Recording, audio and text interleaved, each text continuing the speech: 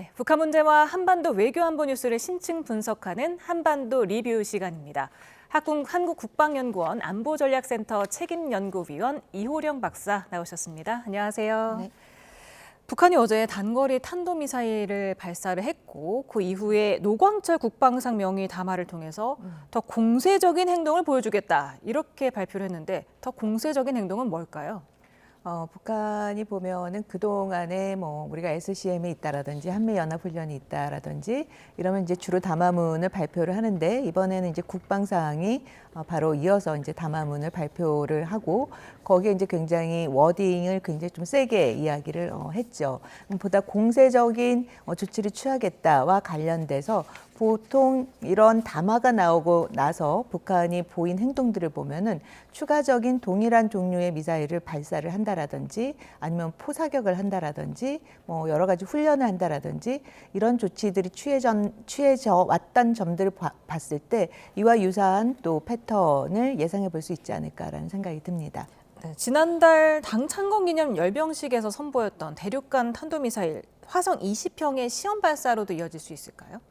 그런 가능성도 열려 있다라고 봐야겠죠. 보통 북한이 저런 발언을 하고 나서 나오는 유형 중에도 앞서 말씀드렸듯이 전략 도발도 있었고 또 보다 더 우리에게 강압적인 조치를 위한다면 포사격이라든지 단거리 추가적인 복합적으로 사용하는 그런 시험 발사도 있었고 그다음에 비전략 그 풍선 쓰레기 풍선과 같은 그런 또 도발도 있었죠. 그래서 여러 가지 유형을 생각해 볼 수 있다라고 볼 수가 있겠습니다. 또 안전권에 위협하는 모든 위협을 정조준권 안에 놓고 필요한 방식으로 관리하겠다. 이렇게 노광철 국방상이 말을 했는데 이건 무슨 뜻일까요? 보면은 그 북한이 그 담화문의 내용들을 보면은 어떤 표현을 쓰고 있냐면 힘에 의한 평화를 달성을 하겠다라는 부분을 이야기하면서 그 표현을 사용을 했어요. 결국에는 어떠한 상황에서도 압도적인 우위를 보이겠다. 그래서 특히 그 부분을 사용한 건 보면 주로 전선지대에서의 북한이 좀 강압적인 조치를 취하고자 한 측면이 있지 않나라는 생각이 들어요. 그러면은 DMZ 부근이라든지 NLL 부근에서의 북한의 그런 앞서 말씀드린 그런 포사격이라든지 무력 시위라든지 이런 것이 종합적으로 압박 조치로 나오지 않을까라는 생각을 해봅니다. 네, 이런 가운데 최근 국정원이 밝힌 내용을 보면 북한 건설 부대 5천여 명이 러시아로 이동 중이다 이렇게 나타났는데 이게 건설 부대가 전투 목적이 아니라 전후 복구 사업을 위해서 파병이 되는 거죠? 사실상 그렇게 크게 구별을 저는 하는 게 의미가 있나라는 생각이 들어요. 건설 부대와 그 전에 파병된 부대와의 그런 임무의 차이가 있다라기보다는 결국엔 그 건설 부대라고 하는 그 파병도 결국에 같은 지역에 파병이 될 가능성이 높기 때문에 두 가지 목적을 다 임무를 갖고 파병이 되는 거라고 봐야겠죠. 네, 그럼 앞으로도 계속해서 추가 파병을 할 거다 이렇게 보면 될까요?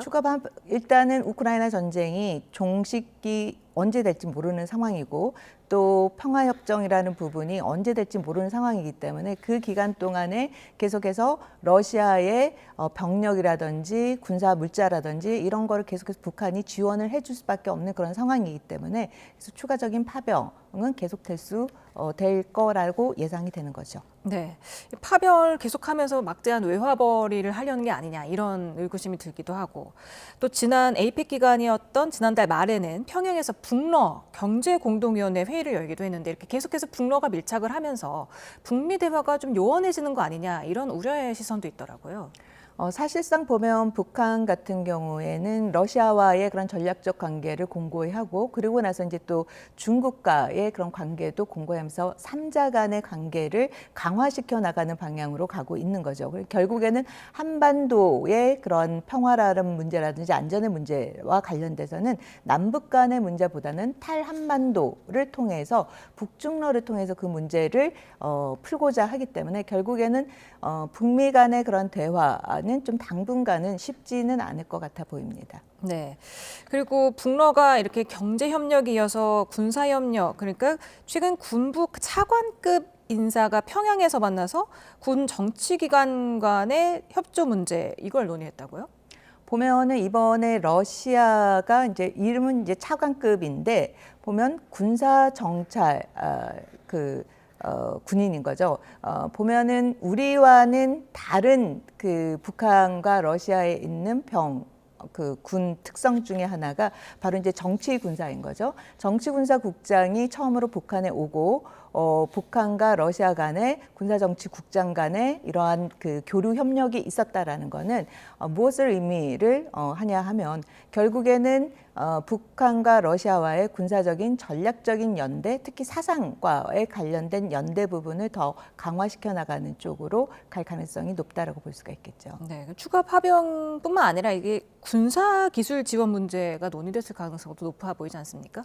당연하죠. 그 부분도 이미 뭐 지금 나오고 있는 여러 가지 현상들을 보더라도 북한과 러시아 간에 이미 기술 이전과 관련된 부분, 또 기술 협력과 관련된 부분, 그런 것들이 북한이 최근 보이고 있는 새로운 유형의 무기들 테스트하는 과정에서 드러나고 있기 때문에 앞으로 이러한 방향은 지속될 거라고 생각이 들고, 또 9차 당대회를 통해서는 북한이 핵과 또 재래식 전력 현대화를 병진적으로 발전해 나가겠다라고 강조한 만큼 이 부분과 관련돼서 러시아의 기술적인 지원이라든지 협력 부분은 더 강화될 가능성이 높다라고 볼 수가 있겠죠. 네, 에이펙 기간에 방한했던 트럼프 미 대통령이 계속해서 김정은에게 러브콜을 보냈지만 답변이 없었고, 또 가면서도 김정은과 만나기 위해서 곧 다시 돌아오겠다고 얘기를 했지만, 국정원은 최근에 열리더라도 북미 회담이 내년 3월쯤 한미 훈련 이후에 추진되지 않을까 이렇게 밝혔는데 어떻게 전망하세요?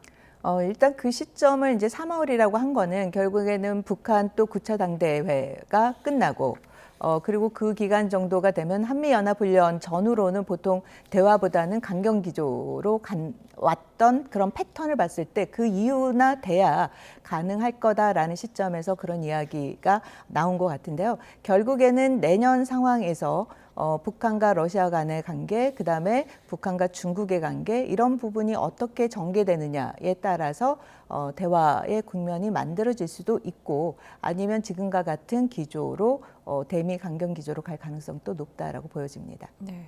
또 북한이 다음 달에 노동당 전원회의를 개최한다고 예고했는데, 통상 연말에 하던 걸 좀 중순으로 당겨서 하는 것으로 나타났습니다. 이유가 있을까요?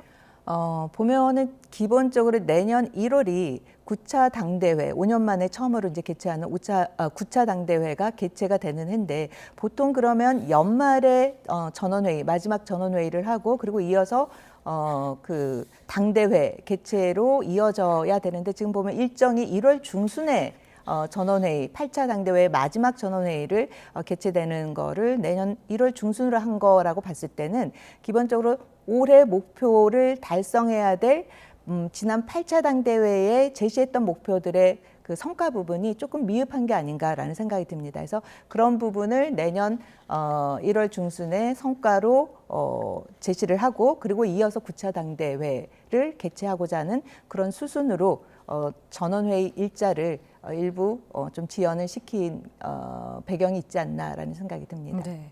지금 한국과 미국의 새 정부가 들어선 이후에 처음 열리는 전원회의다 보니까 좀 주목을 받는 것 같은데, 어떤 메시지가 나올까요? 이번 전원회의는 뭐 우리의 한미 간의 신정부가 들어선 이후 그 의미보다는 지금 8차 당대회 지난 5년간의 최종 총결산을 하는데 더 방점이 놓여져 있습니다. 그래서 그 부분이 정리가 되고, 그다음에 신메시지는 아마 9차 당대회 때 대외 메시지로 신정부나 또 미국에 대한 메시지가 나오지 않을까라는 생각이 듭니다. 네, 이번에는 최근 개원한 평양 종합병원을 좀 살펴보겠습니다. 김정은 위원장이 역점 사업으로 꼽혔었는데, 지금 세계 인류급의 최첨단 시설이다 이렇게 자랑을 했지만 네네. 화면을 보면 그렇게 보이지 않은 게 MRI 그렇죠. 장비도 보이지 않고 의료 장비가 구형 CT, X선 장비 이 정도였다고 하죠. 사실상 그 평양 종합병원 같은 경우에 2020년에 완공을 해라고 지시를 했어요. 갈마 관광지구랑 거의 비슷한 거예요.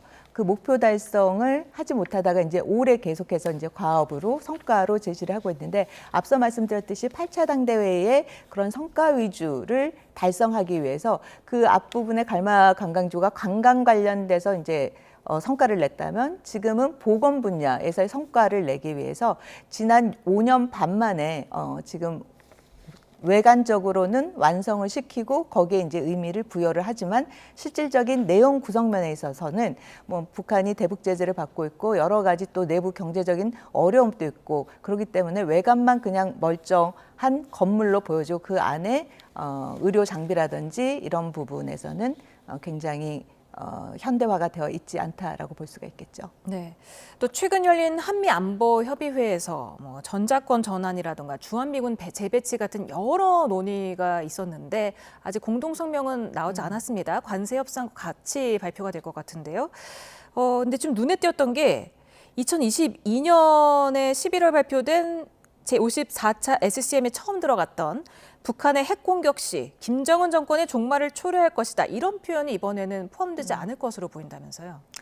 네, 지금 그런 부분이 나오고 있는데 사실상의 김정은 핵 공격 시 김정은 정권 종말과 관련된 표현이 언제 처음 사용이 됐냐면 2018년에 미국의 핵태세 보고서 NPR에서 처음 그 단어가 사용이 됐어요. 그때 이제 트럼프 행정부 일기였던 거죠. 그래서 2018년 3월에 그 문서에 담긴 이후로 그 뒤에 또 NPR에도 그 문서 그 용어가 계속해서 사용이 됐고 우리가 2022, 2023년, 24년에 계속해서 그 용어가 사용됐는데 그 용어가 사용된 거는 북한의 핵 공격이 2022년에 핵무력 정책법이 나오지 않았습니까? 그때 핵무력 정책법이 발표를 하면서 선제 공격을 하겠다라는 부분을 강조를 하자 거기에 대한 대응으로서 우리가 북한이 핵 공격을 할 시엔 바로 이꼴 김정은 정권의 종말이다라는 굉장히 강력한 의지를 담았는데 이제 이번에는 그 부분이 이제 빠졌다라고 해서 우리의 그런 대응 태세라든지 한미 간의 대비 태세가 약화됐냐 그건 아니라고 보여집니다. 지금 정권 하에서는 이제 긴장 완화라는 부분을 이야기를 하고 있기 때문에 그 용어가 빠졌다고 해서 우리가 그 전과 같은 의지라든지 대비 태세라든지 이런 건 약화됐다라고 볼 수는 없겠죠. 네, 또 하나 눈에 띄었던 게 주한미군의 현재 전력 수준을 유지한다. 이 기존 표현에서 현재 이 단어가 빠졌던데 이로 인해서 주한미군 구성이나 좀 규모에 영향을 받는 거 아니냐 이런 우려의 목소리도 있습니다. 지금 보면은 이제 현재라고 했을 때 이제 숫자에 이제 우리가 좀 집착을 하는 거죠. 주한미군의 숫자가 28,500명인데 여기에 뭐 변화가 있는 게 아니냐, 뭐 주한미군이 일부 빠지는 게 아니냐 이런 것 때문에 우려를 하는 것 같은데 결국에는 숫자보다는 능력입니다. 그러니까 질적인 역량을 어떻게 갖추느냐. 그럼 그 질적인 역량을 갖추기 위해서 구성면에서 지금 굉장히 육군 위주로 되어 있는데 이 육군에서 공군이 같이 더 추가적으로 들어오는 건지 그래서 변화가 있을 수 있다. 그럼 이런 부분이 전략적인 유연성의 문제, 동맹 현대화라는 부분과 연결이 될 수 있다라고 보여집니다. 네, 오늘 말씀 여기까지 듣겠습니다. 한국국방연구원 안보전략센터 책임연구위원 이호령 박사였습니다. 감사합니다. 네.